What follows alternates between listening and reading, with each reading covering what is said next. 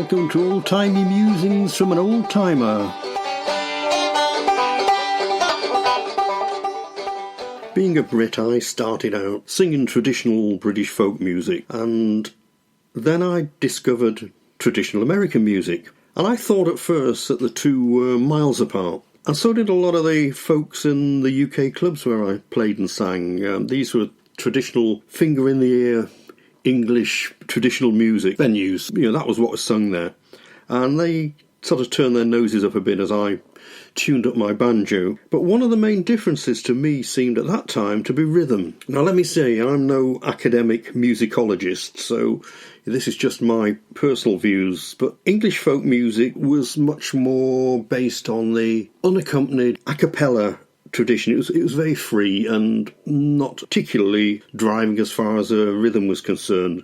American music, by comparison, seemed to me was much more rhythmic. This was the driving rhythms of guitar, bass, banjo. It had a much more powerful driving beat. And I loved that, so it's not surprising that the first songs that I started to sing were things like the New Lost City Ramblers' Crow Black Chicken and Clarence Ashley's The Cuckoo.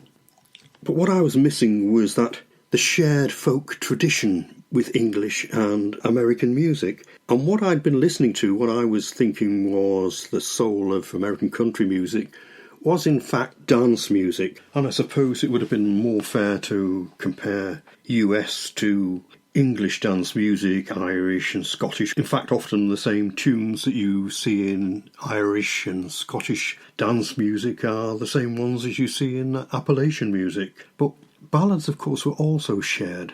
Now, in my naive early days, I'd missed the tremendous richness of American music, sharing its roots with English, Irish and Scottish music. Of course, I only need to think of Alan Lomax collecting in America, and that would have shown me that I was very wrong. But my eyes or ears were opened by an event at my local folk club, a place called the MSG, or the Manchester Sports Guild, which is an odd name for a folk club, but they had a huge hall upstairs where they booked some really good singers, and also had a singers club that I frequented very regularly. On one particular evening, the top of the bill there were Ewan MacColl and Peggy Seeger. And of course it was she who really woke me up because of her traditions of both English and American music, and she was singing American melodic songs with familiar English roots and tunes. My songbook was not just filling up, but was coming to be more varied. I began digging more deeply, and I know today we have Wikipedia and all sorts of tools. You can search online. But in those days it was a lot more difficult. Research had to be done through books, records and sleeve notes, and just talking to other musicians and singers. And I admit that not always reliable sources, but it was fun and enlightening as well. Just to illustrate this, let's take a look at a couple of examples. One song which really illustrates this for me is the old ballad Willie Moore. I found this on a cheap album by the late Alex Campbell. He attributed it to the singing of Derrell Adams, but he believed this tune was an old Scots tune, which was quite interesting. It has that slightly Scots flavour to it, so I can understand that it could have well been accurate.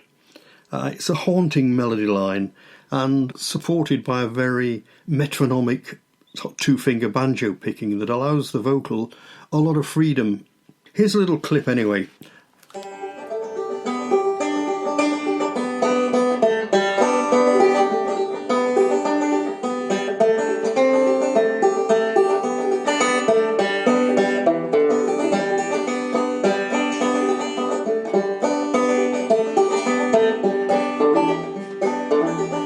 Willie Moore was young, he was scarce 21, and he courted handsome fair. Eyes were like two dimes after night, and raven black was her hair. This one's based on the original, or the one I heard, which was the Derrell Adams version. But the first recording was in 1927 by Burnett and Rutherford, and that seems to be the one that most people have cottoned onto and have made some tremendous recordings of it. Perhaps the most famous is the one by Joan Baez. Also Doc Watson, Clarence Ashley have all had a go at it.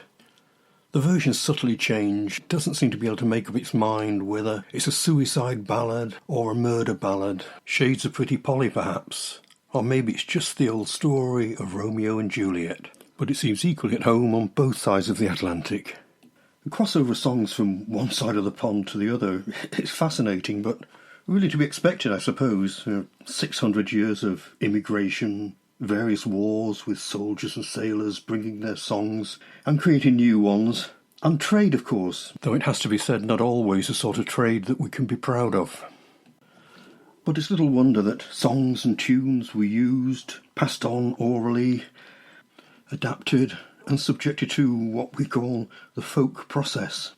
So quite naturally the same themes will recur time and time again, as we see in Willie Moore in multiple versions and even multiple possible outcomes. Another interesting example comes from a common and familiar theme. It's called the unfortunate rake in various English versions. The hero was often a sailor or a soldier who lived the high life and succumbed to a social disease which eventually carried him off. It was a cautionary tale. A familiar version was called A Young Sailor or Soldier Cut Down in His Prime. Various traditional airs or tunes were applied to it, and perhaps the most common was the one that crossed to the Americas, and one you may be very familiar with.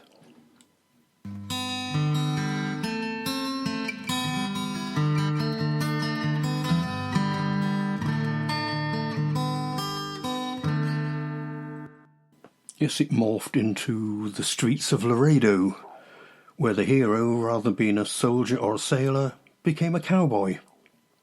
Also, interestingly, in the American versions, of which there are a great many, but the hero seems to have met his ultimate end by card playing and gambling rather than a social disease.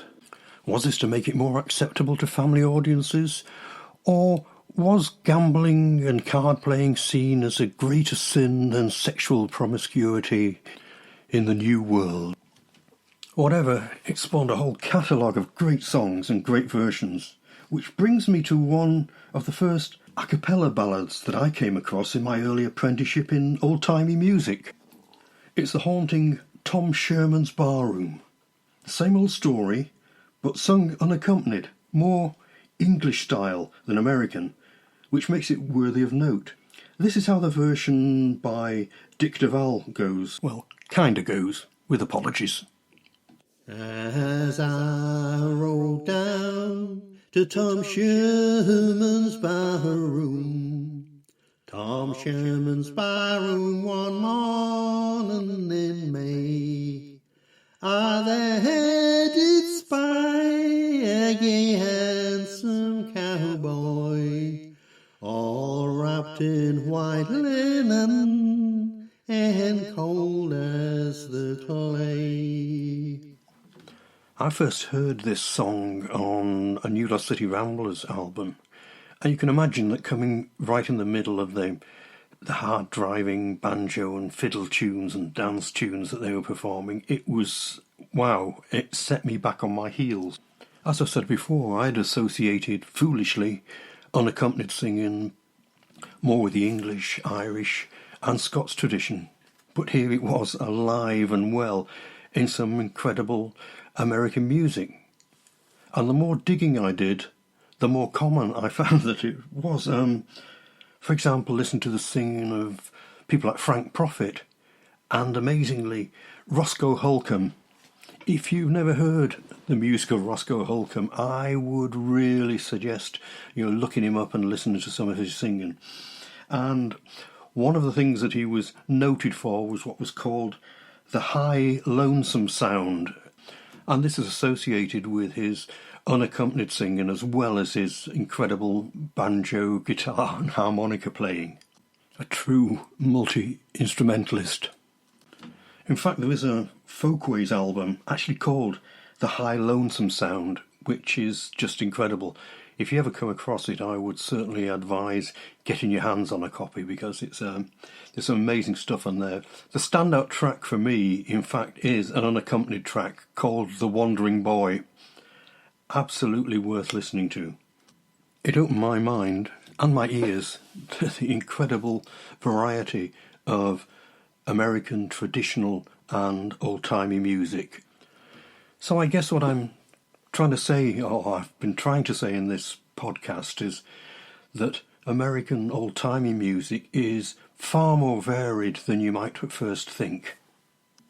I don't know why I was so surprised, because if you think about it, the reason why it was so varied was because of the huge variety of people who were actually making the music, who were singing, who were performing.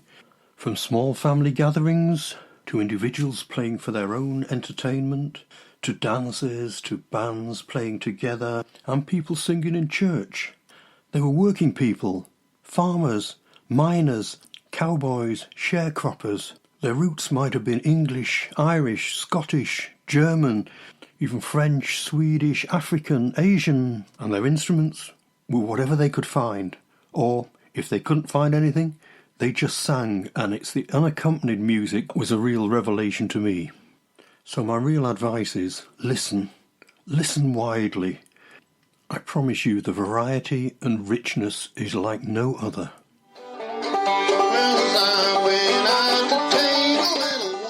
Well, like they say, if the good Lord's willing and the creek don't rise, see you again soon. Bye.